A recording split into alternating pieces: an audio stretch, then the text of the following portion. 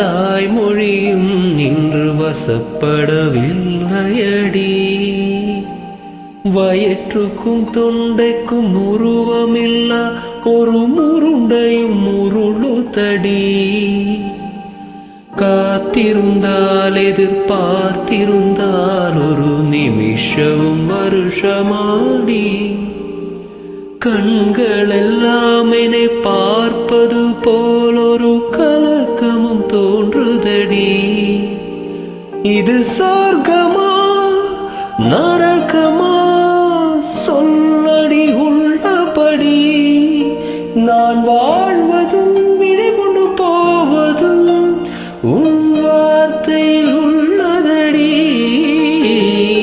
என்னவளே அடி என்னவளே, எந்த இதயத்தை தொலைத்து விட்டே.